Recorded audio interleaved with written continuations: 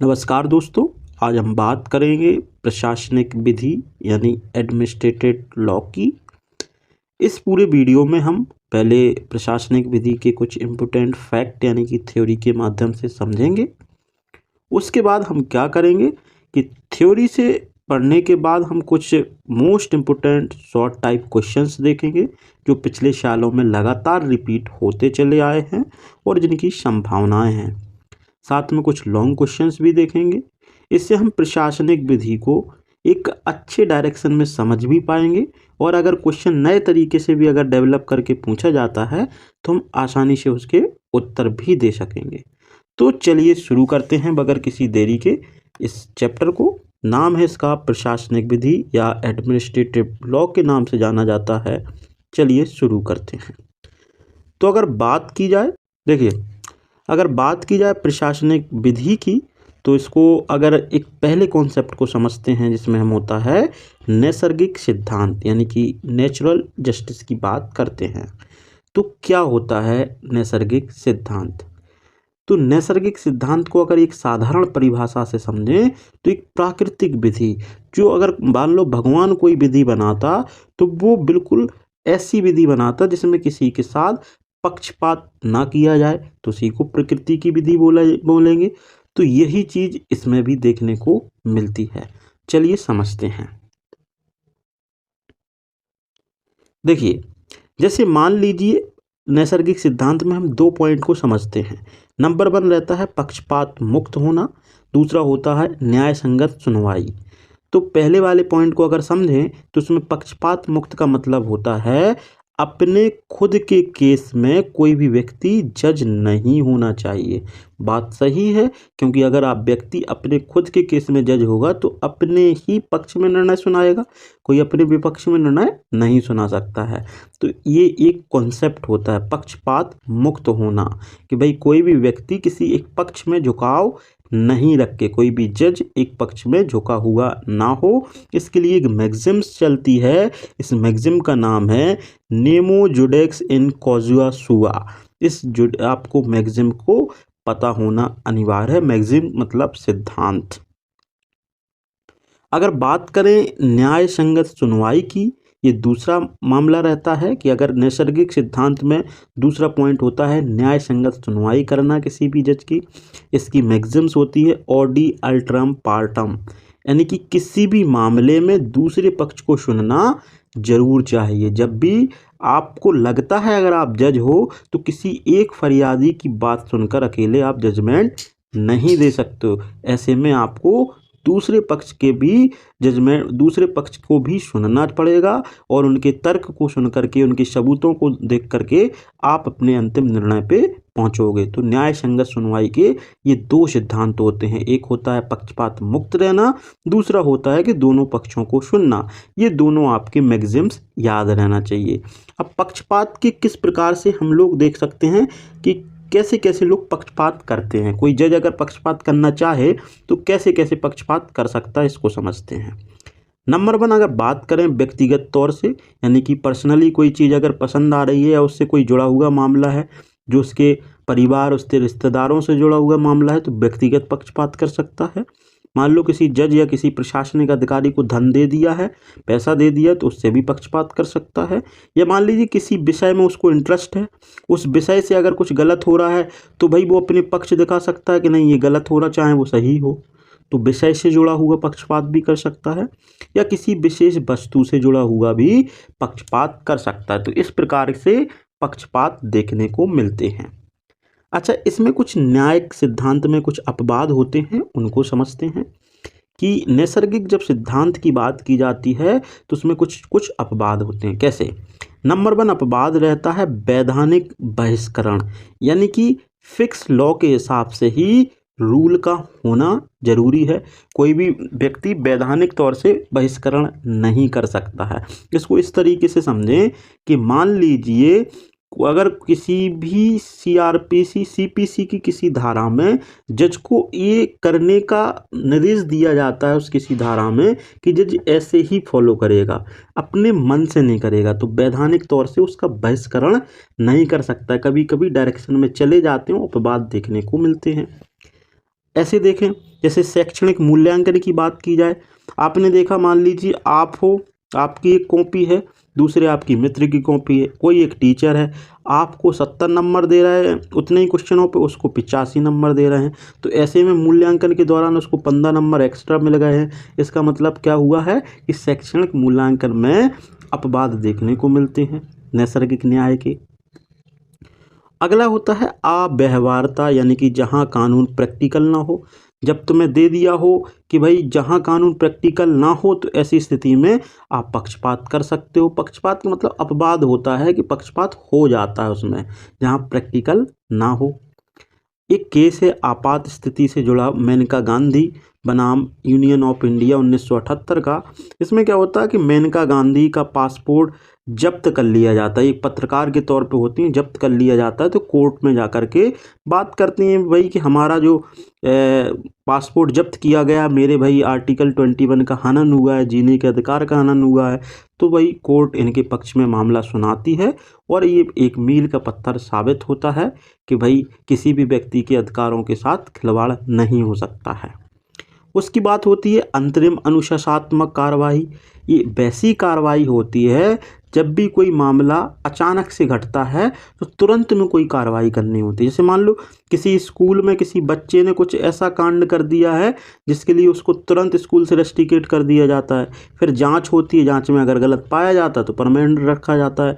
मान लो किसी कार्यालय में किसी व्यक्ति ने धोखाधड़ी कर दी है, तो उस धोखाधड़ी में उसको क्या होता है, कुछ समय के लिए बाहर रखा जाता है। भाई उसको क्या कर दिया जाता है, टेम्परेरी तौर से जॉब से निकाल दिया जाता है, जांच होने के बाद उसको फिर से रख लिया जाता है अगर सही है। तो अंतरिम मतलब टेम्परेरी तौर से कोई कार्रवाई की जाती है।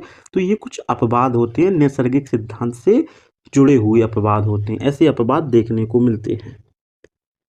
अगर बात करें आगे, अगला जो हमारा कॉन्सेप्ट रहेगा वो कॉन्सेप्ट है विधि का शासन, यानी कि रूल ऑफ लॉ क्या है। तो इसके जन्मदाता हमें याद रखने हैं। इसके जन्मदाता हमारे रहेंगे अल्बर्ट बेन डायसी, यानी कि AB डायसी का नाम ध्यान रखना है, जो ब्रिटिश विधिवेत्ता के नाम से जाने जाते हैं।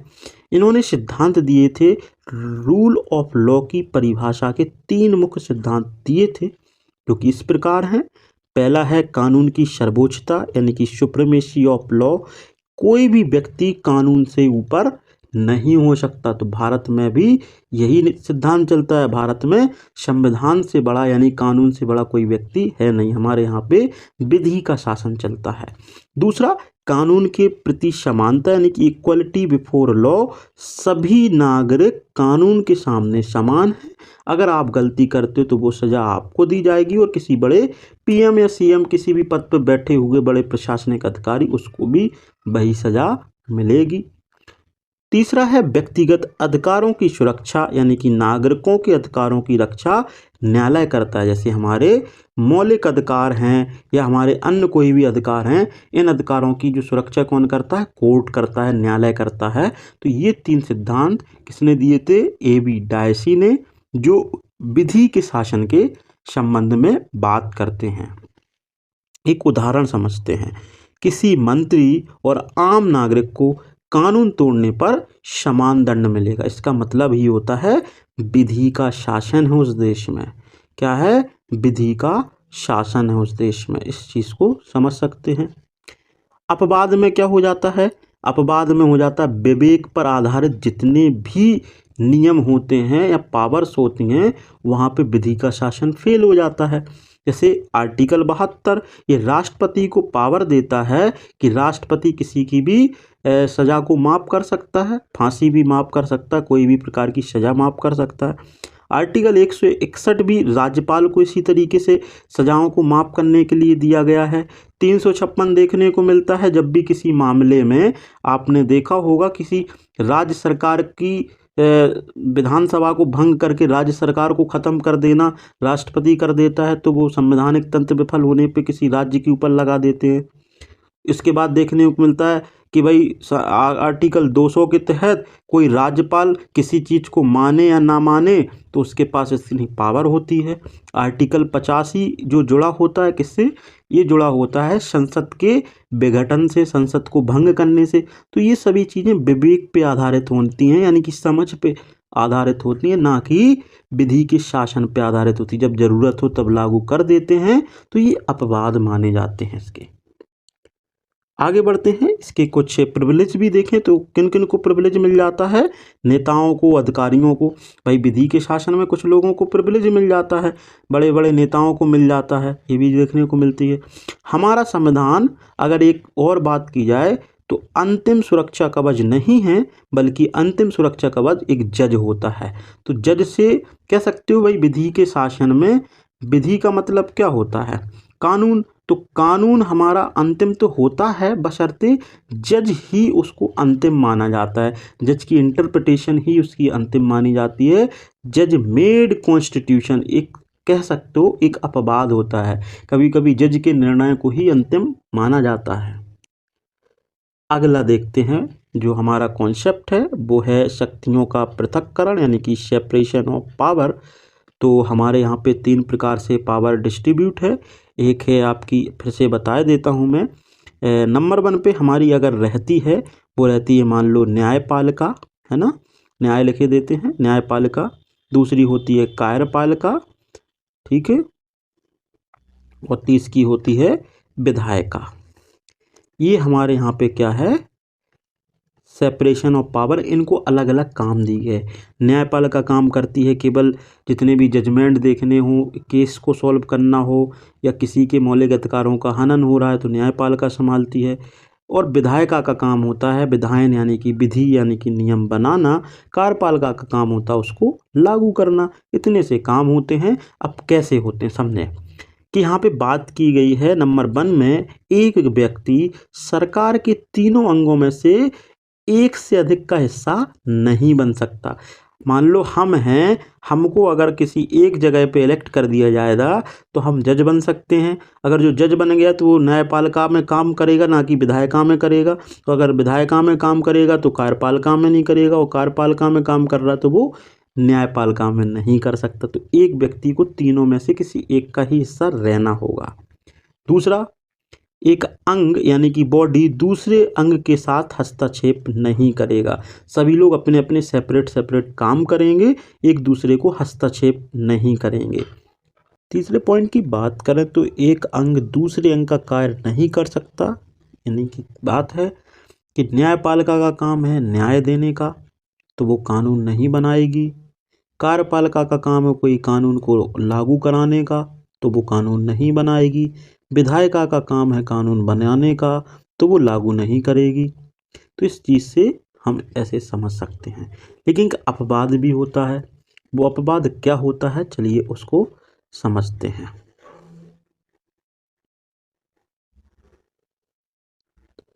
देखिए अपवाद, एक अपवाद होता है जैसे संसद है। संसद क्या करती हो कि संसद ट्रांसफ़र करती है पावर कानून बनाने के लिए, किसको, विधायिका को। कि विधायिका क्या करेगी, कानून बनाने का हक रखेगी। कानून बनाने का हक रखेगी तो कानून, हर कानून विधायिका तो बनाती है, लेकिन कानूनों को, जब भी उन कानूनों को छोटे स्तर पे बनाना होता है तो संसद जो होती है पावर ट्रांसफ़र करती है विधायिका को कि भाई कानून बनाओ। तो विधायिका कानून तो बना देती है, लेकिन कानूनों को जब विस्तृत तौर से बनाना होता है तो प्रत्यायोजित विधान के तौर से या डेलीगेटेड लॉ के नियम से उसको विस्तृत किया जाता है। इस चीज़ को हम आगे समझेंगे। प्रत्यायोजित विधान क्या होता है, इसको इस तरीके से समझ सकते हैं कि भाई किसी भी क्षेत्र विशेष में कोई कानून बना है, उसको और डेप्थ में बनाना है, तो प्रत्यायोजित तरीके से उन विभाग की पर्सनल एजेंसियां वो कानून बनाती हैं।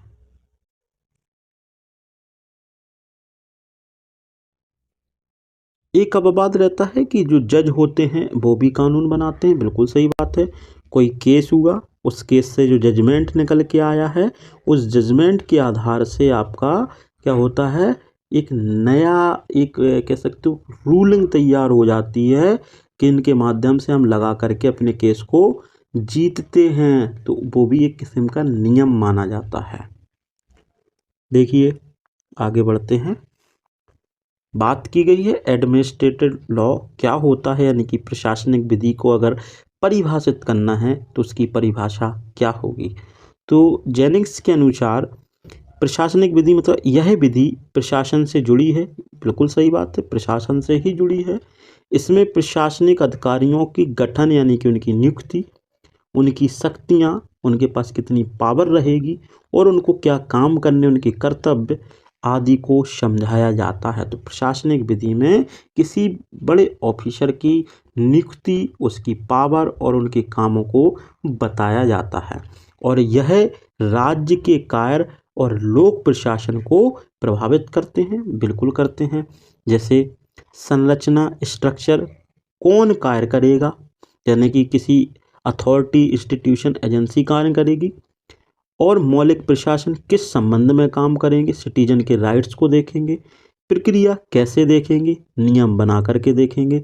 जैसे समझते हैं भाई, एक डिस्ट्रिक्ट मजिस्ट्रेट है, उसका काम होता है पूरे जिले के प्रशासन को देखना। ठीक है, पहला काम हो गया। कौन कार्य करेगा, डीएम करेगा, डिस्ट्रिक्ट मजिस्ट्रेट करेगा। क्या करेगा, लोगों के राइट्स का हनन ना हो, कोई भी ऑफिसर गलत कर रहा है तो उसके पास कंप्लेंट लेके आओ तो वो मदद करता है। और इनके लिए नियम बनाता है कि भाई डिस्ट्रिक्ट लेवल पे एक कमेटी बना दी कि भाई जो भी जितने प्रकरण आ रहे हैं, जितने मुद्दे आ रहे हैं, उनको भाई 1 माह के अंदर सॉल्व करें, हम तक जानकारी आए। तो ये सभी चीज़ें क्या होती हैं, इसी के दौरान देखने को मिलती हैं। बढ़ते हैं आगे। अगर आपसे पूछ लिया जाए प्रशासनिक विधि की स्रोत बताइए, सोर्सेस बताइए, तो प्रशासनिक विधि बनी कहाँ से है, तो ये बनी है संविधान से। कह सकते हो प्रशासनिक विधि को बनाने के लिए संविधान की आवश्यकता पड़ी, क्योंकि संविधान को चलाने के लिए प्रशासन चाहिए, तभी जा कर के संविधान को सही तरीके से एग्जीक्यूट कर पाओगे। बिल्कुल सही बात है। अगला पॉइंट है वैधानिक कानून। जो विधि के कानून हैं, उन कानूनों में भी यहाँ प्रशासनिक विधि को आदेश दिए जाते हैं कि आपको ये काम करना है, या आपके कर्तव्य हैं। इन कर्तव्यों के आधार पे प्रशासनिक विधि तैयार होती चली जाती है। बात करें अध्यादेश, तो जो राष्ट्रपति के द्वारा कोई टेम्परेरी कानून बनाए जाते हैं, उसमें भी आदेश दिए जाते हैं ऐसे ऐसे फॉलो करने हैं। तो इन सभी के माध्यम से ही प्रशासनिक विधि की एक पूरा चिट्ठा तैयार होता चला गया। बात करें न्यायिक प्रक्रिया, प्रशासनिक विधि के माध्यम से जितने भी केसेस होते हैं, उन केसों के माध्यम से प्रशासनिक विधि तैयार होती चली जाती है। तो ये कुछ रिसोर्स हैं, इनसे प्रशासनिक विधि बन के तैयार हुई है। अगर बात करें इसके कार्यों की, प्रशासनिक संस्थाओं के कार्य क्या होते हैं, तो इनके कार्य होते हैं नियमों को बनाना। यह संसद के आदेश पर कानून बनाती है। कैसे कानून बनाती है, छोटे मोटे, मान लो संसद ने कोई बड़ा कानून बनाया, उस कानून को लागू करने के लिए कुछ छोटे छोटे नियम बनाने हैं, तो वो नियम ये लोग बना सकते हैं।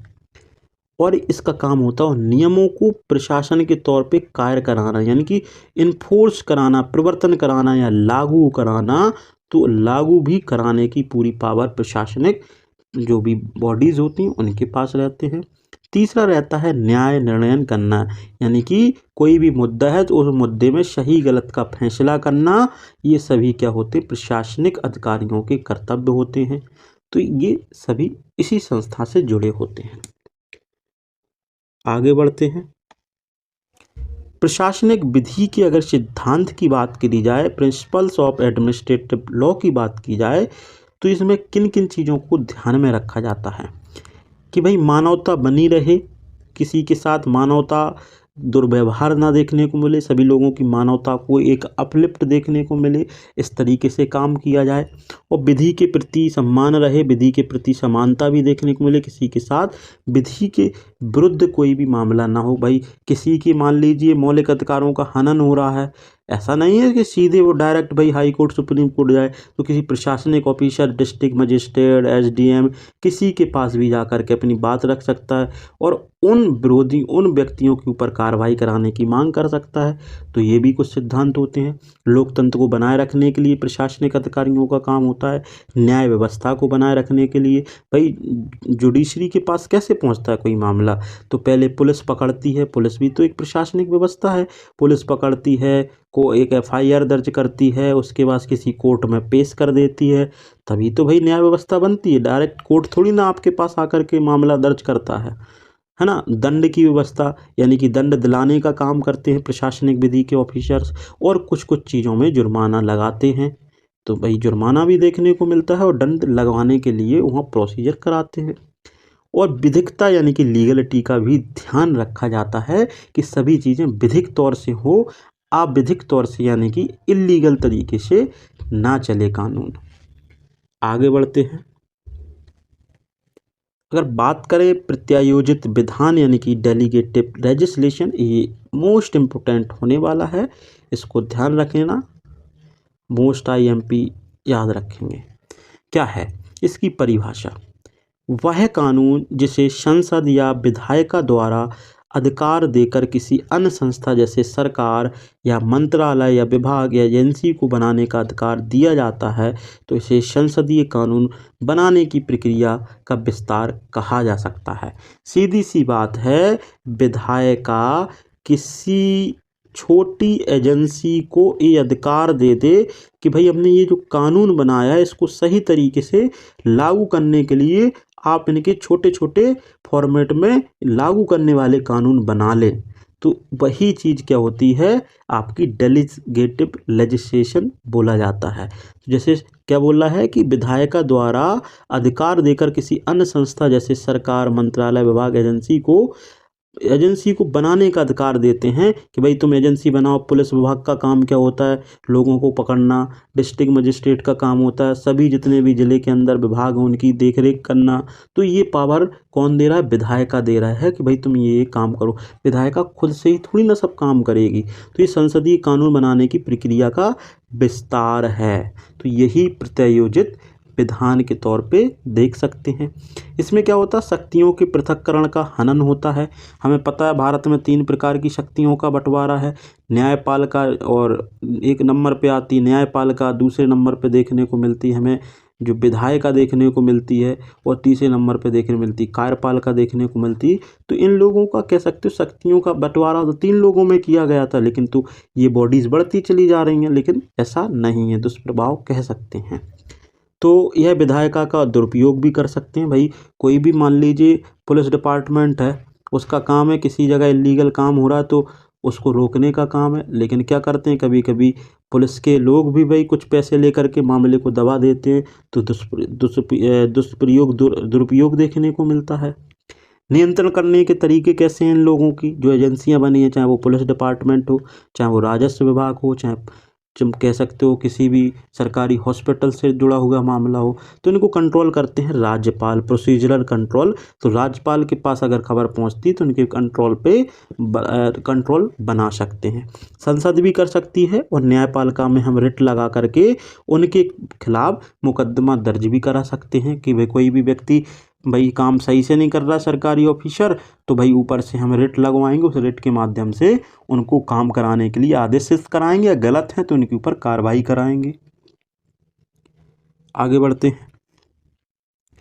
तो प्रत्यायोजित जो विधान है उसमें क्या क्या चीज़ें परमिसिबल हैं, यानी कि क्या क्या चीज़ें की जा सकती हैं, यानी कि तो आपूर्ति विवरण, समावेश, निलंबन, मौजूदा कानून को लागू कराने में दंडों का विधान, और खंड यानी कि कठिनाई को हटाना। ये चीज़ें प्रत्यायोजित विधान के तौर पे कोई भी एजेंसी या कोई भी विभाग कर सकता है। देखें, मान ली आपूर्ति विवरण में कि जो जितना भी राशन का सामान आया है तो उसको सही तरीके से डिस्ट्रीब्यूट करना, ये भी इनके पास पावर आ जाता है। समावेशन यानी कि इंक्लूजन, सभी लोगों को भाई सही तरीके से चीज़ों को डिस्ट्रीब्यूट करना।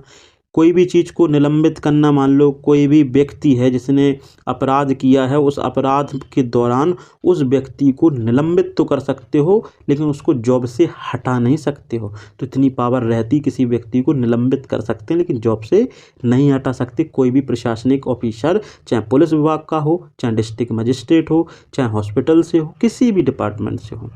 मौजूदा कानून को लागू कराने में भी मदद करते हैं।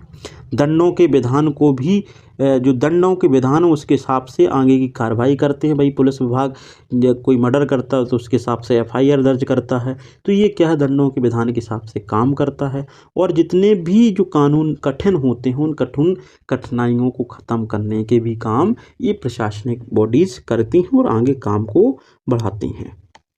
अब समझते हैं क्या क्या चीज़ें नहीं कर सकती हैं प्रशासनिक बॉडीज़। आवश्यक विधायी कार्य, यानी कि जो बहुत इंपॉर्टेंट कुछ विधायन बदलना है तो ये संशोधन नहीं कर सकते हैं उसमें। कानून का निरासन या कानून को ख़त्म नहीं कर सकते, इनके पास पावर नहीं है, वो संसद के पास है। कानून में कोई परिवर्तन नहीं कर सकते हैं। किसी ने अगर विधि की गलती की है तो उसको छूट नहीं दे सकते, चलो कोई बात नहीं तुमने गलती की, विधि की भूल नहीं मानी जाती है। कोई भाई पूर्वव्यापी संचालन है उसको दोबारा से लागू नहीं कर सकते हैं। अतिरिक्त तुम करों का अधिरोपण नहीं कर सकते, जो कानून में दिया गया है वही रहेगा। न्यायालय के अधिकार क्षेत्र का बहिष्कार नहीं कर सकते, न्यायालय ने जो बोला है उसको मानना है और उसके अधिकार क्षेत्र का काम तुम नहीं कर सकते हो। अपराध पे भाई जुर्माना जो लगाना है, जो फिक्स है वही लगाओगे, अपने हिसाब से मन मर्जी का जुर्माना नहीं लगा सकते हो। जो विधि के किसी भी एक्ट के तहत दिया गया है वही देना होगा, और उसके अलावा अपने मन से लगा रहे हो तो ये भी अवैध या अनुज्ञेय बोला जाता है, वो माना जाता है। अब चलते हैं आगे, रिटों को समझते हैं। रिट तो हमें पता है हमारे कॉन्स्टिट्यूशन में 5 प्रकार की रिट लगाने का हम लोगों को पावर मिला है, जो आर्टिकल 32 के अंतर्गत देखने को मिलता है। ये हमारे मौलिक अधिकारों में एक अधिकार माना जाता है। ठीक है, मौलिक अधिकार माना जाता है। देखते हैं क्या है। पहली रिट है बंदी प्रत्यक्षीकरण, यानी कि हैबियस कॉर्पस के नाम से जाना जाता है इसको। इसमें क्या होता है, किसी व्यक्ति को गैर कानूनी रूप से अगर उसको हिरासत में ले लिया गया है और उस समय ऐसे में उसको रिहा कराना है तो ये रिट लगाई जाती है। किसके खिलाफ जारी होती है, किसी भी व्यक्ति जो राज्य को दर्शाए। समझे क्या है कि मान लीजिए आपको पुलिस ने गैर कानूनी तौर से जेल में डाल दिया, आपको जेल में डाल दिया। ऐसी स्थिति में आपको किसी कोर्ट के सामने पेश भी नहीं कर रहे 24 घंटे के अंदर, तो ऐसी स्थिति में आपके परिवार का व्यक्ति रिट लगाएगा हैबियस कॉर्पस की कोर्ट में कि भाई हमारे व्यक्ति को गैर कानूनी तौर से हिरासत में रखा गया है। तब कोर्ट यहाँ आदेश देगी किसको, उस पुलिस डिपार्टमेंट को जो सरकार की तरफ से रिप्रेजेंटेशन करता है, तो कि भाई यहाँ पे व्यक्ति को सशरीर प्रेजेंट करो। और जब भी अगर वो गलत है तो भाई पुलिस के लोगों के ऊपर कार्रवाई भी की जाती है। तो ये बंदी प्रत्यक्षीकरण हो जाता है। नंबर 2 रहेगा परमादेश, जिसको मैंडमस बोला जाता है।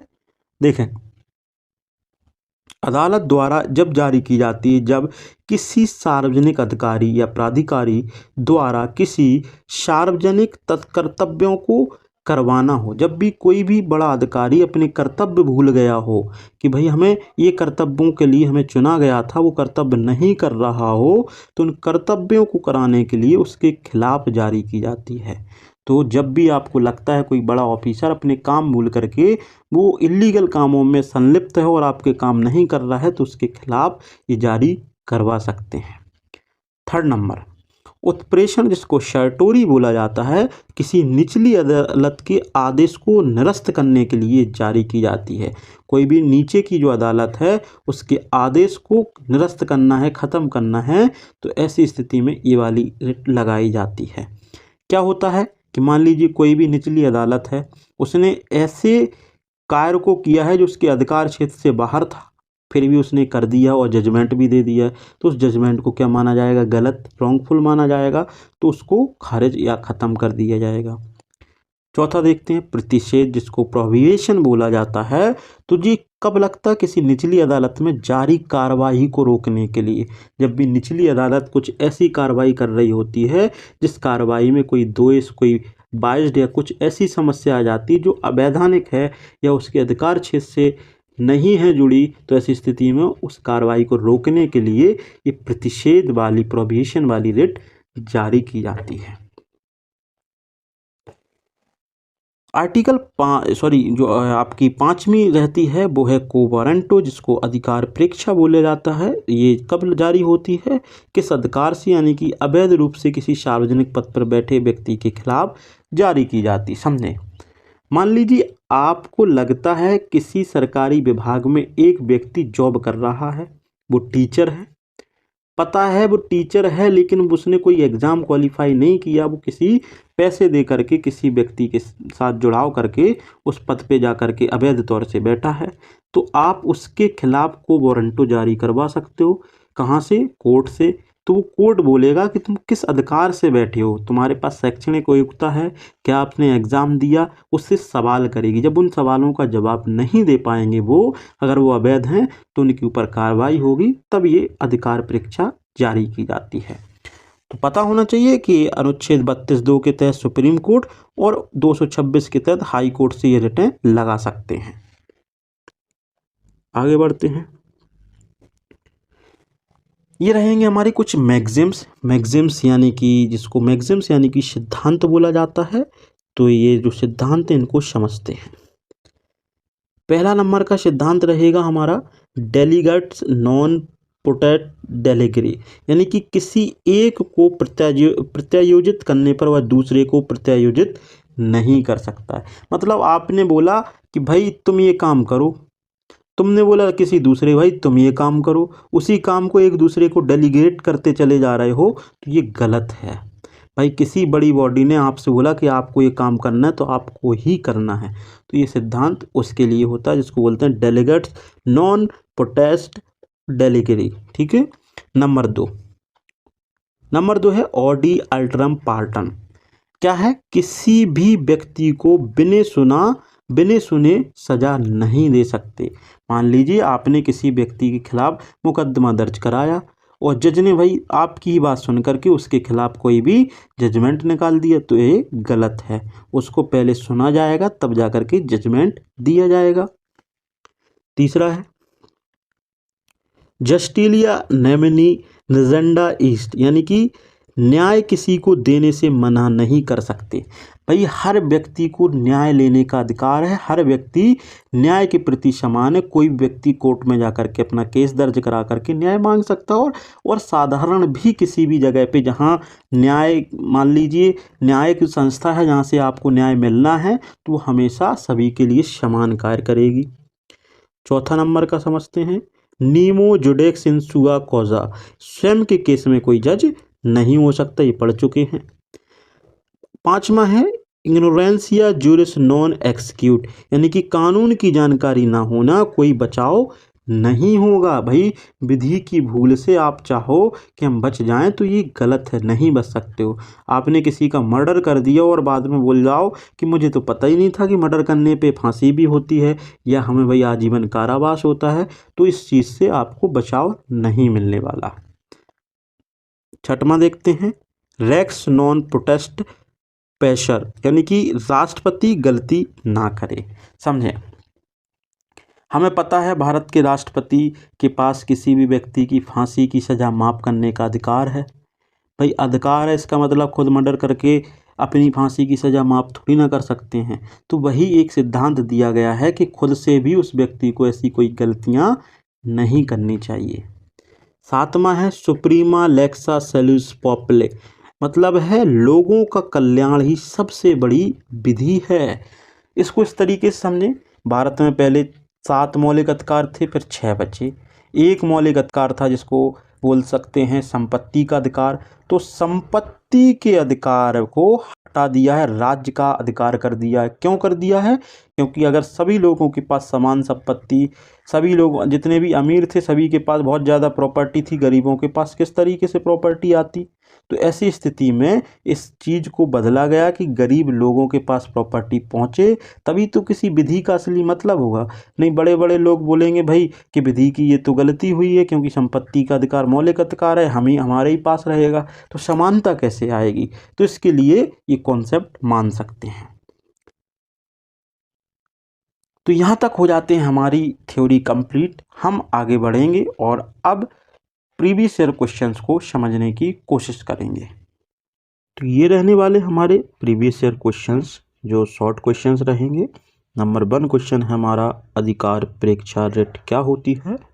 तो जैसे कि हमने थ्योरी में देखा था कि ये कब जारी की जाती है, जब अवैध रूप से किसी सार्वजनिक पद पर बैठे व्यक्ति के विरुद्ध ये जारी की जाती है। कोई भी सार्वजनिक पद पे अवैध रूप से बैठ गया है व्यक्ति, तो उस व्यक्ति को हटाने के लिए इस रिट का प्रयोग किया जाता है। तो पूछता है इसमें कोड कि आप किस अधिकार से बैठे हो, जो भी अधिकार है वो हमारे सामने पेश करो, अन्यथा आपके ऊपर कड़ी कार्रवाई की जाएगी। दूसरा क्वेश्चन आपका है ड्राइट एडमिनिस्ट्रेटिव क्या है?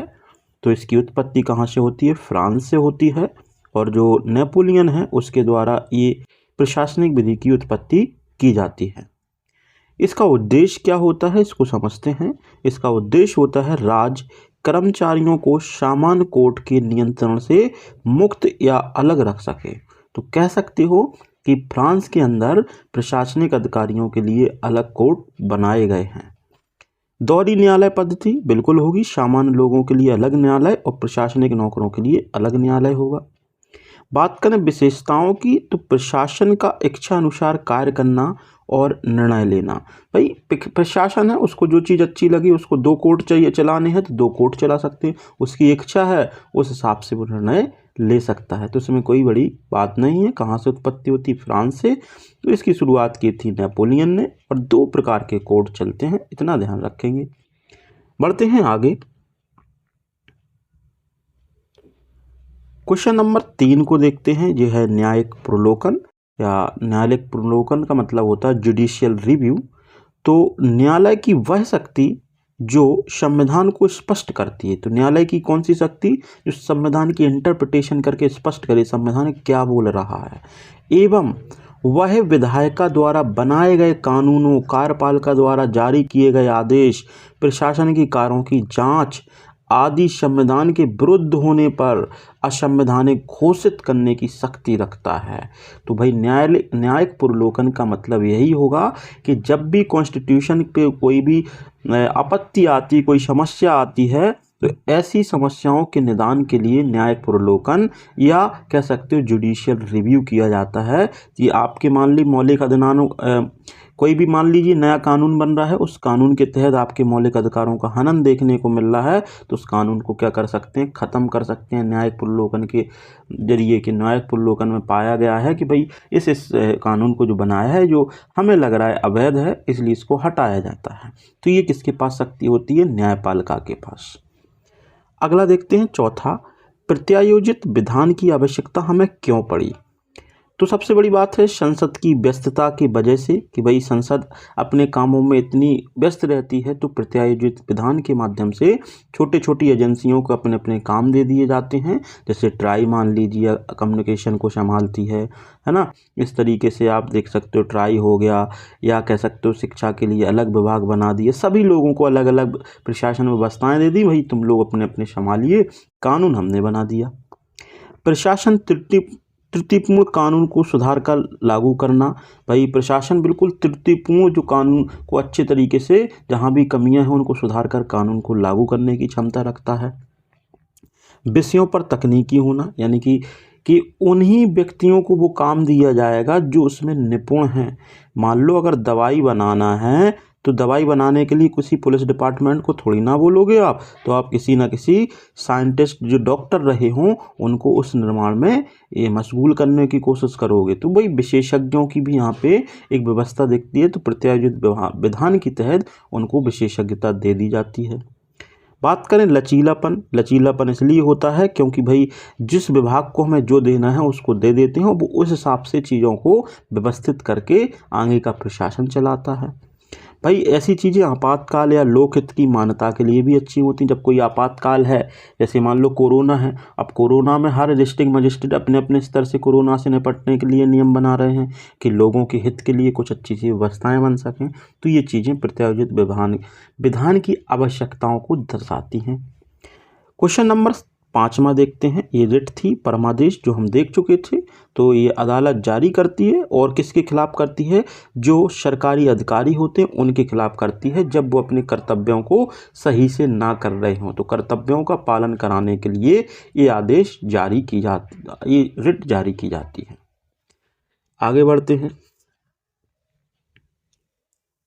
क्वेश्चन नंबर 6, शक्ति पृथक्करण सिद्धांत समझाइए, यानी कि सेपरेशन ऑफ पावर। जैसे कि हमें पता है हमारी न्यायपालिका होती है, न्याय निर्णयन की क्षमता रखती है। जितने भी केस हैं, कोई भी जजमेंट देना हो या संविधान की व्याख्या करना है, तो ये न्यायपालिका के पास रहता है। विधायिका होती है, कानून को बनाने का अधिकार रखती है। जबकि कार्यपालिका उन कानूनों को लागू कराने के लिए आदेश जारी करना और व्यवस्था लगाने का काम कार्यपालिका का होता है। तो तीनों लोगों को सेपरेट कर दिया है, आप अपने अपने स्तर के काम संभालिए और इस तरीके से एक दूसरे के कामों में कोई इंटरफेयर नहीं करते हैं, लेकिन एक दूसरे को चेक एंड बैलेंस की व्यवस्था में रखते हैं कि तुम गलती करोगे तो हम देख करके उस गलती को बताएंगे और सुधरवाने की कोशिश करेंगे। अगला चलते हैं, अगला क्वेश्चन है 7 नंबर, न्यायिक कल्प क्या है, यानी कि अर्ध न्यायिक प्रक्रिया को समझाएं। तो अर्ध न्यायिक प्रक्रिया मतलब होती है जो आदि न्यायिक होती है। जैसे कोई संस्था है, जो संस्था केवल जुर्माना लगा रही है, ना कि दंड दे रही। जुर्माना लगाने का उसको अधिकार है, दंड देने का अधिकार नहीं है। तो आधा काम कर रही है, आधा काम नहीं कर रही। तो आधा काम कर रही, इसलिए इसको अर्ध न्यायिक बोलेंगे। देखो, जैसे ऐसे निर्णय लेने की शक्ति जिसमें कानून का बल हो, मतलब लॉफुल तरीके से किया जा रहा हो, यह शक्ति है ना, शक्ति न्यायाधिकरणों और प्रशासन को दी जाती है जो अपने क्षेत्र के मुद्दे निपटा सकें। देखिए कैसे, जैसे मानव अधिकार आयोग, अल्पसंख्यक आयोग, इनके किसी भी आयोग में ऐसी कोई स्थिति होती है जहां स्थिति को अर्ध न्यायिक प्रक्रिया के द्वारा सॉल्व कर सकते हो, तो वो सभी आपके अर्ध न्यायिक में आ जाते हैं। क्वेश्चन नंबर देखते हैं हम 8, और 8 में क्या देखते हैं प्रत्यायोजित विधान की बात की गई है। इनमें कौन सी शक्तियों को प्रत्यायोजित नहीं किया जा सकता, या इनको डेलीगेट नहीं दिया जा सकता, या अगले व्यक्ति को नहीं दी जा सकती। मतलब जैसे पता है कि विधायिका ने एक नियम बनाया और उस नियम को डेलीगेट कर दिया कि भाई इस नियम को आप लोग लागू करो अपने अपने स्तर से। तो कौन से नियमों को लागू कराने के लिए, मतलब कौन कौन से बड़े नियम होते हैं जिनको छोटी छोटी जो प्रशासनिक संस्थाएं वो नहीं बना सकती। देखो, प्रशासनिक संस्था संविधान का संशोधन कर सकती है, नहीं कर सकती। महत्वपूर्ण नीतिगत फैसले जो देश के हित में है, तो कोई भी अकेली संस्था नहीं कर सकती है। कर लगाने और कर तय करने की शक्ति भी इसके पास नहीं रहती है ना, जो बिल्कुल निर्धारित हैं उसी हिसाब से लगेंगे। न्याय देने का भाई इसके पास पर्याप्त अधिकार नहीं होता कि भाई किसी को जुर्माना भी लगाओ और सजा भी सुना दो, ये तो भाई न्यायपालिका का काम है। मौलिक अधिकारों से जुड़े हुए कोई भी मामले आ जाते हैं जिसमें हनन हो रहा है, तो ऐसी स्थिति में भाई कोर्ट में जाना हो जाता है ना। तो इन सीमाओं के जब उल्लंघन करते हैं, इनके बाहर अगर आप जाने की कोशिश करते हो तो आप उल्लंघन माना जाता है, अवैध घोषित कर देते हैं कोर्ट। तो ये प्रत्यायोजित शक्तियों में शामिल नहीं होती हैं। आगे बढ़ते हैं, क्वेश्चन नंबर 9 देखते हैं, तर्कसंगत निर्णय को उदाहरण सहित समझाइए। तो तर्कसंगत निर्णय की कहानी सुनो। चुनावी बॉन्ड की हमने कहानी सुनी खूब, इलेक्टोरल बॉन्ड की, कि पता था कि आरटीआई के माध्यम से हम लोग चेक नहीं कर सकते थे किनके खाते में कितने चुनावी बॉन्ड के थ्रू पैसे आए हुए हैं। तो एक एसोसिएशन है जिसका नाम है डेमोक्रेटिक रिफॉर्म, उसने भाई एक केस डाला कोर्ट में कि भाई इसको आरटीआई के दायरे में क्यों नहीं रखा जा रहा है, ताकि सूचना का अधिकार भारत का है, तो सूचना के अधिकार का हनन हो रहा है।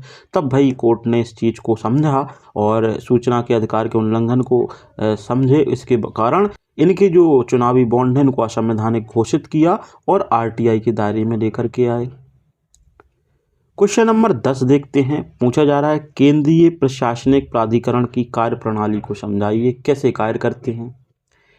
स्थापना 1985 में होती है। उद्देश्य क्या है इसका, केंद्र सरकार के कर्मचारियों की शिकायतों के निवारण के लिए एक सस्ता व तेज मंच प्रदान करना। तो बात क्या है इस प्राधिकरण की कि प्रशासनिक जितने भी अधिकारी हैं उन अधिकारियों या कर्मचारियों की जो भी शिकायतों हैं उनके निवारण के लिए एक डिपार्टमेंट बना दिया गया है।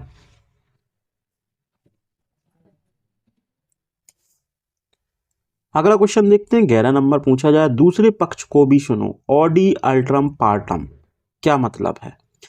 यह सिद्धांत कहता है निष्पक्ष सुनवाई के बगैर किसी को भी न्याय नहीं मिल सकता। प्रत्येक पक्ष को अपने बचाव में सबूत देने का अधिकार होता है। तो इस चीज़ से हम समझ सकते हैं कि हर व्यक्ति को अपने अपने पक्ष के सबूत देने का अधिकार होता है। एक पक्ष को अकेला सुनकर के हम न्याय निर्णय नहीं कर सकते हैं। तो ये मैक्सिम्स होती हैं। 12 नंबर का क्वेश्चन है, प्रशासनिक कृत्य यानी कि प्रशासनिक कार्य की बात की जा रही है। कौन से प्रशासनिक कार्य होते हैं, देखें। वह कार्रवाई जो ना तो विधायी हो और ना ही न्यायिक प्रकृति की हो, बल्कि किसी विशेष स्थिति का विश्लेषण कर उपचार करने के लिए हो। इसमें साक्ष्य तर्कों से ज़्यादा व्यक्तिपरक की संतुष्टि पर आधारित की जाती है। जब भी देखते हैं डिस्ट्रिक्ट मजिस्ट्रेट जो होते हैं वो किसी दो लोगों के मुद्दों को सॉल्व कर रहे हैं, दो विवाद लेके आए हैं, तो उन लोगों के विवादों को सॉल्व करने के लिए व्यक्तिपरक तरीके से अपने तर्कों के माध्यम से एक व्यक्ति को सही और दूसरे को गलत ठहरा देते हैं और निर्णय सुना देते हैं। तो इस तरीके के प्रशासनिक कृत्य देखने को मिलते हैं जिसको प्रशासनिक कार्य भी कहा जाता है। इसमें भाई विधायी व्यवस्था तो देखने को नहीं मिलती है कानून की, लेकिन सही होती है, तर्कों के माध्यम से व्यक्ति को समझने के माध्यम से निर्णय देते हैं। अगला बढ़ते हैं, क्वेश्चन नंबर 13, कोई भी व्यक्ति अपने बाद में न्यायाधीश नहीं होगा, इसकी विवेचना कीजिए। इसका मैक्सिम चलता है नीमो जुडेक्स इन कॉजा सुआ। यह बताता है कि आप स्वयं के बाद में जज नहीं हो सकते, क्योंकि भाई अगर जज होगे तो तुम पक्षपात करोगे, तो पक्षपात रहित रहने के लिए नैसर्गिक सिद्धांत की ये विधि होती है कि आप अपने स्वयं के केस में जज नहीं होगे। इसमें क्या एक केस था, रतनलाल बनाम डॉक्टर हरिराम इस हाई स्कूल के मैनेजमेंट कमेटी के खिलाफ केस था कि भाई इस मैनेजमेंट कमेटी ने भाई रतनलाल के खिलाफ कोई भी मुद्दा दर्ज किया और खुद ही निर्णय सुना रहा है, गलती भी खुद की है, तो भाई वही व्यक्ति भाई किस तरीके से कह सकते हो भाई जो व्यक्ति उसमें इन्वॉल्व है वही भाई जजमेंट दे रहा है, तो ये मामला थोड़ा सा पेचीदा हो जाता है कि भाई इसमें तीसरा व्यक्ति निर्णय दे तो सही है। क्वेश्चन नंबर 14 देखते हैं, प्राकृतिक न्याय या नैसर्गिक न्याय क्या है। तो प्रशासनिक निर्णय वस्तुनिष्ठ हो, निर्णय से पूर्व प्रासंगिक कारकों का विचार करके ही निष्पक्ष हो। तो बात क्या की जाती है कि भाई जब भी कोई भी निर्णय लिए जाते हैं तो वस्तुनिष्ठ होने चाहिए, व्यक्तिनिष्ठ नहीं, यानी कि ऑब्जेक्टिविटी पे ध्यान दिया जाता है कि सबूतों पे दो, गवाहों पे दो, जो भी तुम्हें दिख रहा है उनके आधारों पे, और सभी चीज़ों को जब समझ के विचार करके ही सही तरीके से निर्णय लिए जाते हैं। तो इसमें प्राकृतिक न्याय में किन किन पॉइंटों को ध्यान रखा जाता है कि पक्षपात मुक्त तरीके से न्याय देना है, स्वयं के बाद में जज नहीं होना चाहिए, सभी जो सुन रहे हो उसके आधार पे ही जजमेंट दें, सभी पक्षों को सुनना भी अनिवार्य है। तो ये चीज़ें हो जाती हैं इससे जुड़ी। अब चलते हैं आगे, 15 नंबर क्वेश्चन, पक्षपात के सिद्धांत की बात की गई है। तो न्यायिक अधिकारी को किसी भी मामले की सुनवाई में निष्पक्ष व पक्षपात मुक्त होना चाहिए, यह सिद्धांत अर्ध न्यायिक संस्थाओं पे तो अनिवार्य रूप से लागू होता ही है। जैसे समझें, अर्ध न्यायिक संस्था जैसे मान लो कह सकते हो मानव अधिकार कमीशन है, जैसे ह्यूमन राइट्स कमीशन है, तो भाई कोई भी निर्णय ले रहे हैं, जुर्माना लगा रहे हैं, कोई काम करा रहे हैं, तो ये पक्षपात युक्त ना हो, पक्षपात मुक्त होना जरूरी है, तब जाके ही वो संस्थाएं अच्छी मानी जाती हैं। तो पक्षपात का सिद्धांत इसे कहते हैं। लेकिन ये अपवाद होता है कि राष्ट्रपति को इसको स्वीकार करने और ना करने की इच्छा होती, राष्ट्रपति चाहे तो भाई इस मामले में पक्ष ले भी सकता और नहीं भी ले सकता है, तो ये पक्षपात से मुक्त रहते हैं सिद्धांत से, तो यह अपवाद है। ये 16 नंबर क्वेश्चन है, सुने जाने का अधिकार यानी कि डॉक्ट्रिन ऑफ लोकस स्टैंडी। इसका मतलब क्या होता है लोकस स्टैंडी का? देखें, अदालत में मुकदमा लाने का अधिकार, भाई हर व्यक्ति अदालत में अपना मुकदमा लाएगा, इसका मतलब है अदालत उसके मुकदमे को सुनेगी, तो उसी को बोलते हैं सुने जाने का अधिकार।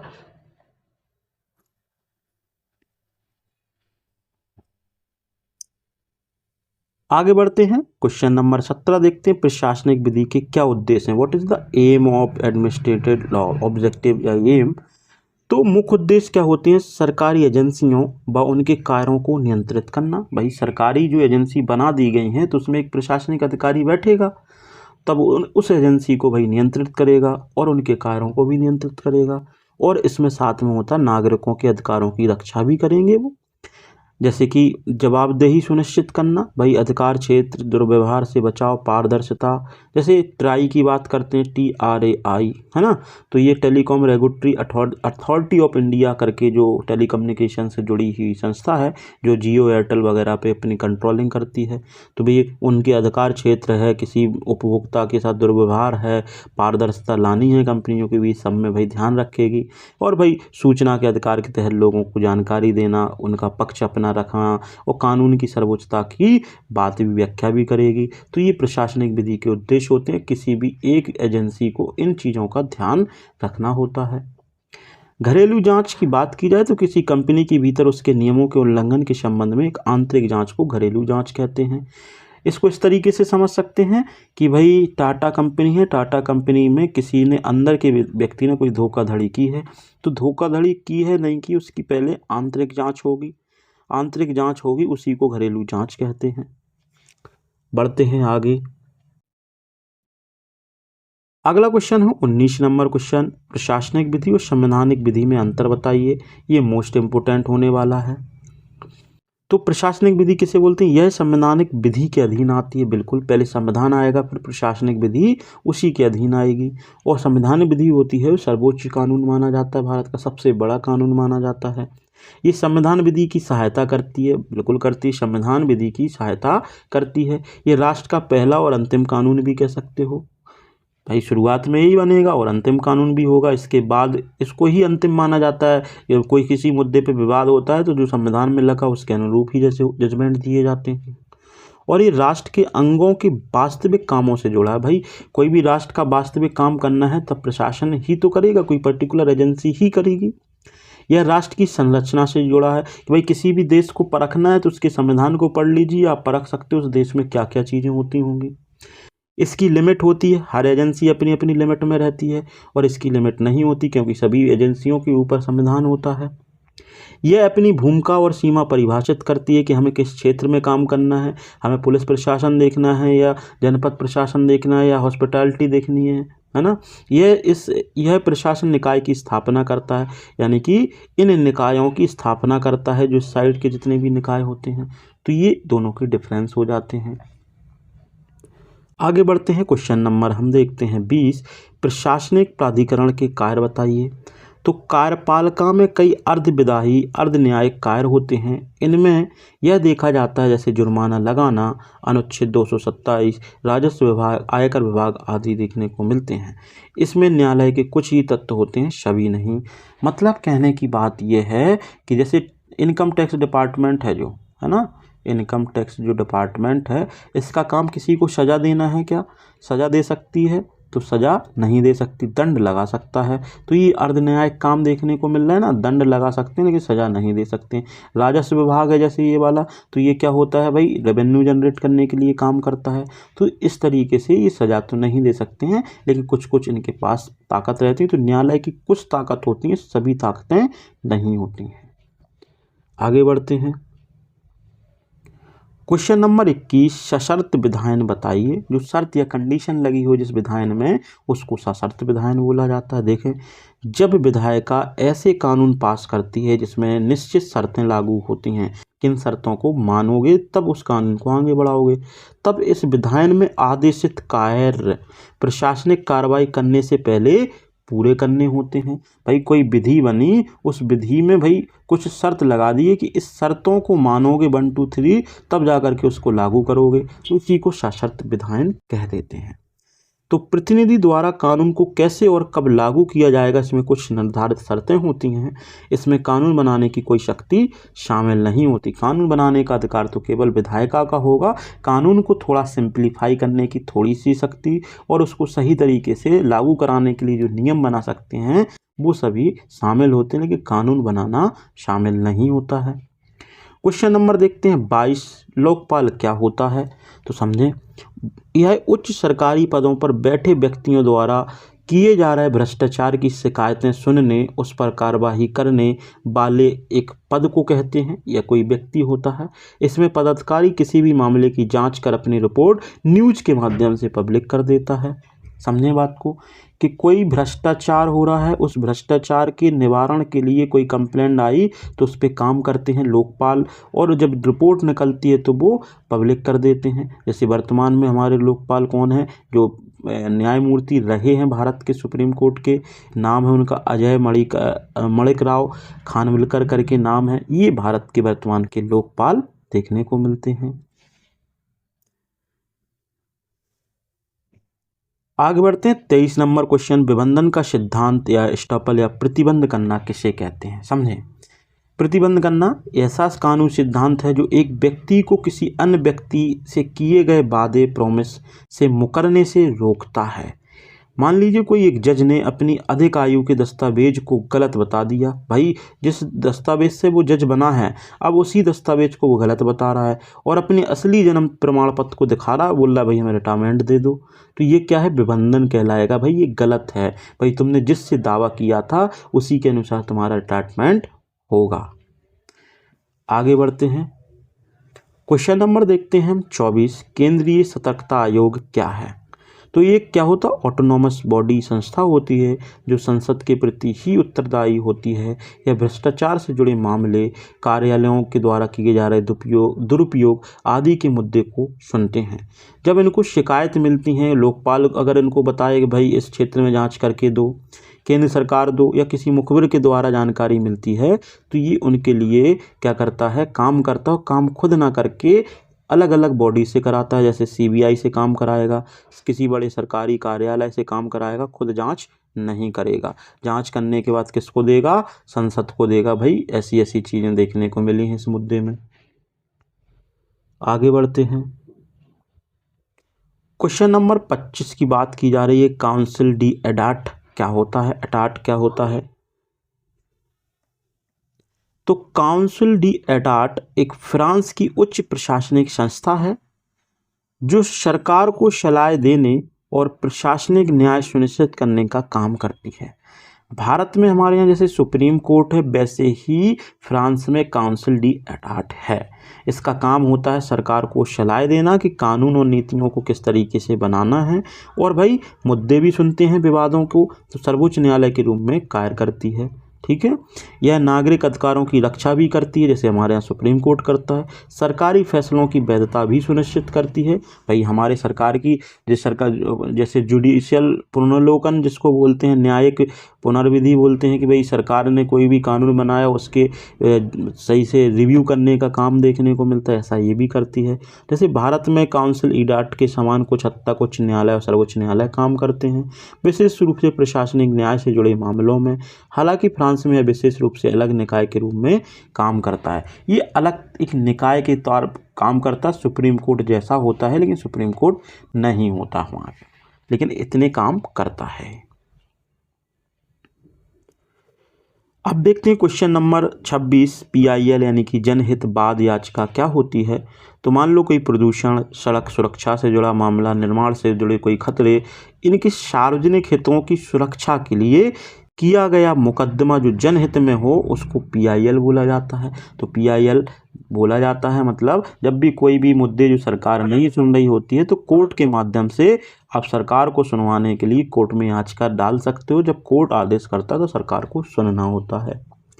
27 नंबर, राज्य के प्रति दुष्कृति को समझना, यानी कि जब राज्य खुद से गलत कार्य करो तो उसको भी दोषी ठहराया जाता है, उससे जवाबदेही मांगी जाती है। जैसे बुलडोजर वाली कहानी सुनी होगी कि भाई सरकार धीरे धीरे अलग अलग अपनी ताकत दिखा करके घरों को तोड़ रही थी। सुप्रीम कोर्ट ने आदेश दिया कि घर तोड़े गए तो भाई आपको ही बनवाने पड़ेंगे और आप पे भी जुर्माना लगेगा। तो ये दुष्कृति के सिद्धांत से जुड़ा मामला देखने को मिलता है।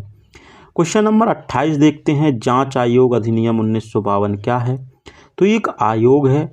क्या आयोग है? यह केंद्र और राज्य द्वारा किसी विशेष घटना के कारण को जानने के लिए विभाग को पत्र जारी करता है। जब भी सार्वजनिक विषय के कोई विवाद हो रहा है तो जांच कर रिपोर्ट पेश करता है। जैसे हमने झांसी का मामला देखा था, झांसी में भाई अभी कुछ समय पहले आग लग के कुछ बच्चों की मृत्यु हो जाती है, तो ये जांच आयोग किसी टीम को भेजता है और जांच कराता है और सरकार को रिपोर्ट भेज देता है। इतनी सी चीज़ इस जांच आयोग की होती है।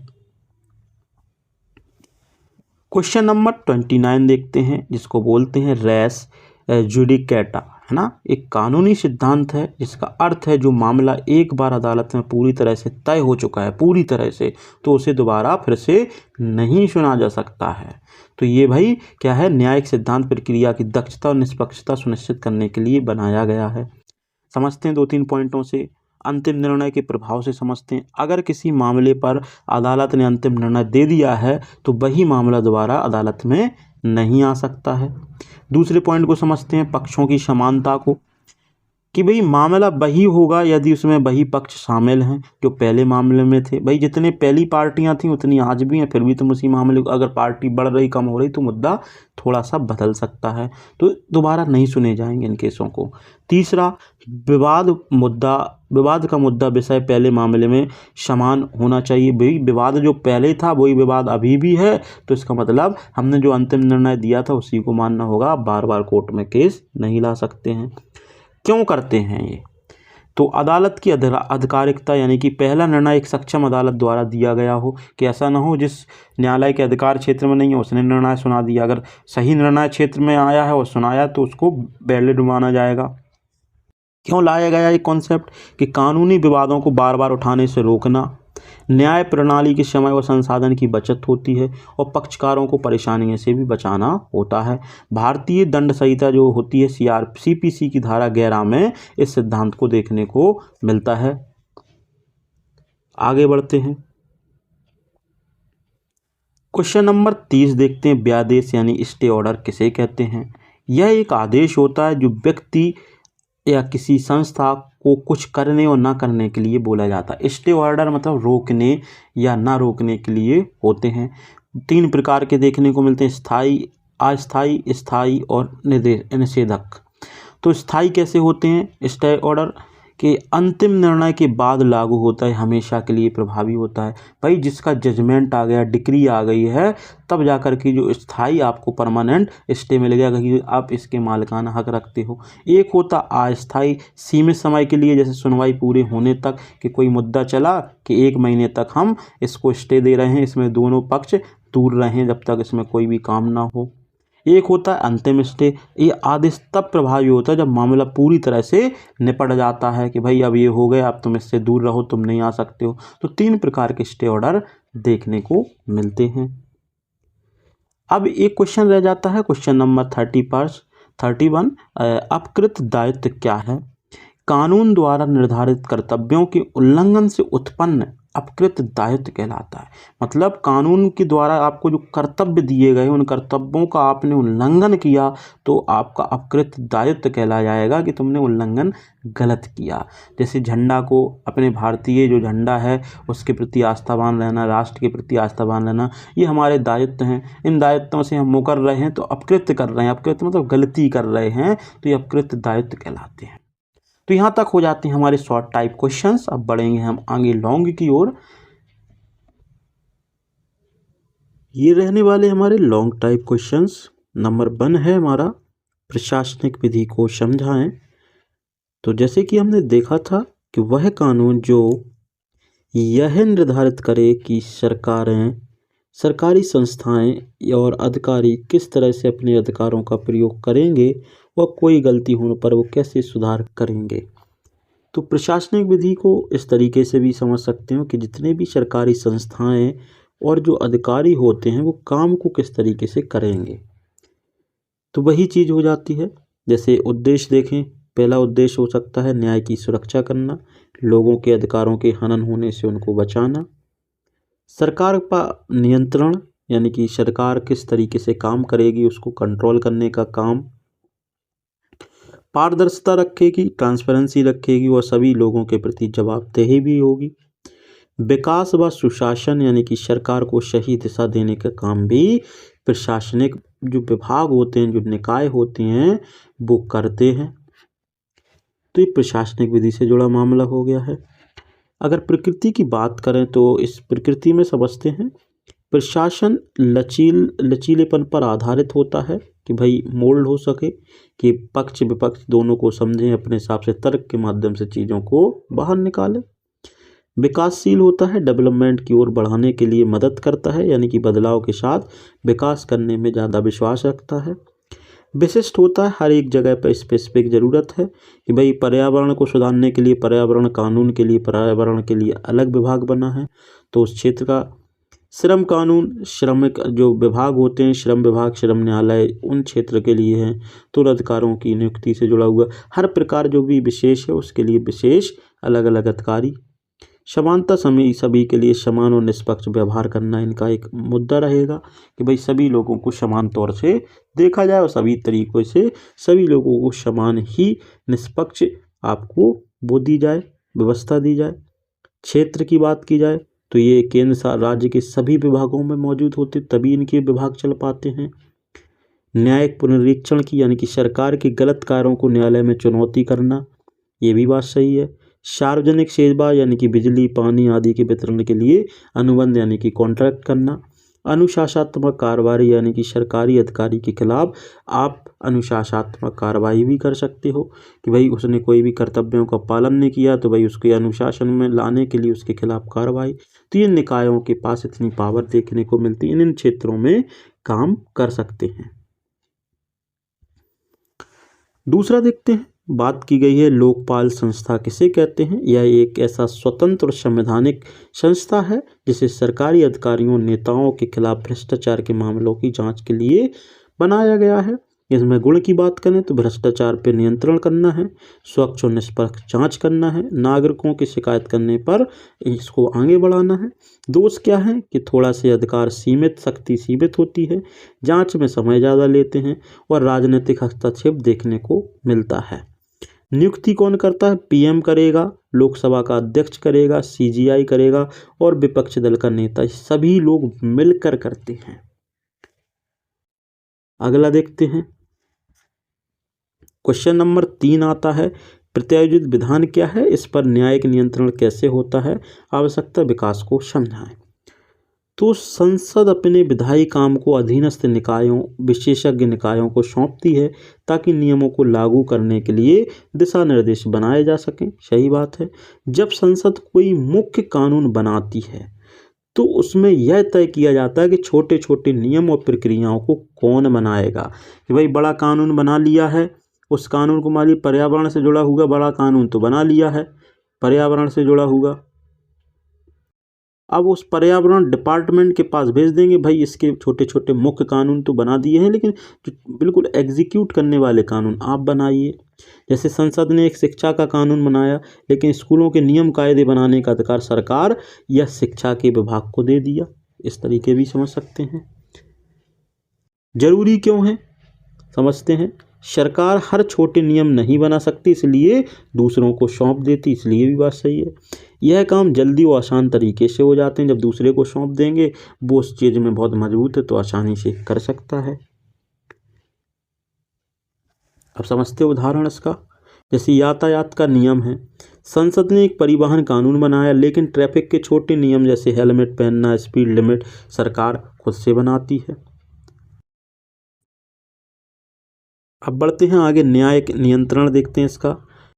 न्यायिक नियंत्रण में वैधता समझते हैं। न्यायालय देखता है कार्यपालिका को अधिकार वैध रूप से सौंपे गए हैं या नहीं सौंपे गए हैं।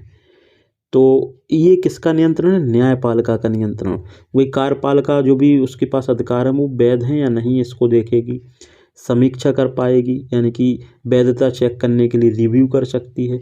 मूल अधिकारों के उल्लंघन पर न्यायालय हस्तक्षेप कर सकती। कोई भी आप नियम बना रहे हो, ये चाहे वो संसद ट्रैफिक नियम हो या कोई हो, इसमें मूल अधिकारों के हनन ना हो। आवश्यकता विधायिका का बोझ कम करना होता है जो भी आपके नियम बनते हैं, और जटिल मामलों में विशेषज्ञ लचीलापन लाने में भी मदद मिलते हैं। विकास अंतर्राष्ट्रीय में के मानकों में तालमेल बैठाना और अच्छी समाज को डेवलप करना, आर्थिक चुनौतियों से निपटना, ये भी एक प्रत्यायोजित विधान से बेनिफिट मिलते हैं। अगला क्वेश्चन देखते हैं, क्वेश्चन नंबर 4 की बात करें, प्रशासनिक अधिकरण क्या है। यह सरकार की वह निकाय होते हैं, बॉडी होती हैं जिन्हें विशेष प्रशासनिक कर्तव्यों को पूरा करने का अधिकार दिया गया हो। उदाहरण, कानून को चलाना, नीति को लागू करना, ये सभी इनके विशेष अधिकार होते हैं। तो विशेष प्रशासनिक कर्तव्य मिलते हैं इन अधिकरणों को। जैसे समझे, जैसे ट्राई क्या है? ये केवल दूरसंचार से कंपनियों के ऊपर लगाम लगाते हैं जो दूरसंचार में काम करती हैं, तो विशेष ही काम तो हो रहा है, और उपभोक्ताओं के हितों के लिए काम कर रहे हैं। जैसे विशेष उद्देश्य है किसी भी, जैसे एजुकेशन के लिए अलग बना है, शिक्षा मंत्रालय बना दिया है, हेल्थ के लिए अलग बना है, एनवायरनमेंट के लिए अलग बना है, निर्णय लेने की खुद की पूरी आज़ादी रहती है, नियम बनाने के भी अधिकार रहते हैं। तो ये सभी चीज़ें देखने को मिलती। केंद्रीय प्रशासनिक प्राधिकरण, ये केंद्र सरकार के अंतर्गत कार्य करते हैं, पूरे देश में कानून और नीतियों का अनुपालन निश्चित करने के लिए देखते हैं। तो प्राधिकरण का काम ही हो जाता है। PIL यानी कि लोकहितवाद क्या है, जिसकी बात की जाती है। अभी हमने देखा था कि इस जनहित मुद्दों से जुड़े न्यायालय में याचिका वाद दायर करना ही PIL होता है। इसकी उत्पत्ति 1980 में होती है, जो कि भारत के न्यायाधीश PN भगवती राव और BR कृष्णन अय्यर द्वारा इसकी शुरुआत होती है। इसका विकास क्यों होता चला गया कि सामाजिक न्याय बढ़ा, प्रशासनिक भ्रष्टाचार खत्म हुआ, मानव अधिकार में मजबूती आई, पर्यावरण आदि कोर्ट में स्वतः संज्ञान लाना भी शुरू हुआ।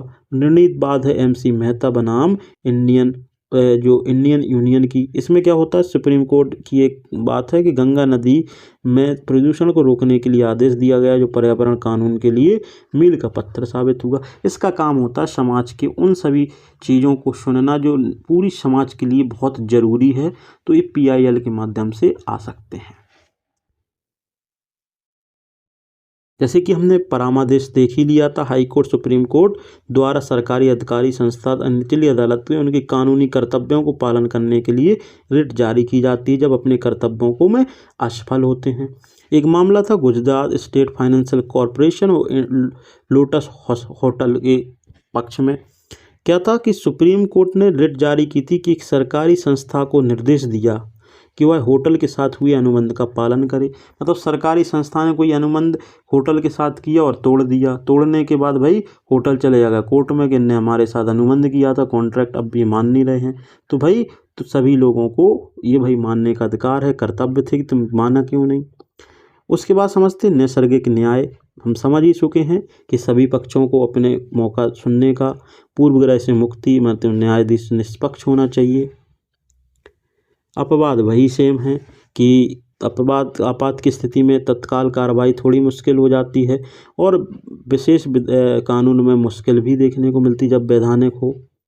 पक्षपात का सिद्धांत भी देख चुके थे, जज निर्णय किसी तरीके से बायस्ड होकर के ना हो, है ना, निजी रुचि ना रखता हो। जैसे कि एक्चुअल बायस जब किसी निर्णायक स्पष्ट रूप से किसी पक्ष से बायस्ड हो जाता है तो निर्णय प्रभावित करने लगता है। या कह सकते हो न्यायाधीश पर संदेह की स्थिति में भले ही वो संदेह में ना हो, कभी कभी ऐसा लगता है न्यायाधीश मिला हुआ है, संदेह हो रहा है, ना भी हो, है ना। जब किसी आर्थिक हित की बात करते हैं, जब जज किसी प्रकार से किसी से फंडिंग पैसे का कोई मामला देखने मिला तो इस पक्षपात सिद्धांत से जुड़ा हुआ मामला था। इन पे चर्चा हो चुकी है अच्छे से, इसलिए भी है। शक्ति पृथक्करण की बात की गई है। वही 3 शक्ति पृथक्करण, कार्यपालिका अपना काम करती है, विधायिका अपना, न्यायपालिका अपना। कार्यपालिका में प्रधानमंत्री, कैबिनेट मंत्रालय, अधिकारी आदि कानून लागू करते हैं। विधायिका कानून बनाती है, इसमें लोकसभा के लोग, सांसद और राज्यसभा के लोग मिलकर इस कानून को निर्माण करते हैं। न्यायपालिका कानून की व्याख्या और न्याय प्रदान करती है। और भारत में बात करें तो संवैधानिक ढांचा, कोई भी अपनी शक्ति का दुरुपयोग नहीं करेगा। तीनों में से चेक एंड बैलेंस, एक दूसरे पर निगरानी रखते हैं और लोकतंत्र के मूलों की रक्षा होती है।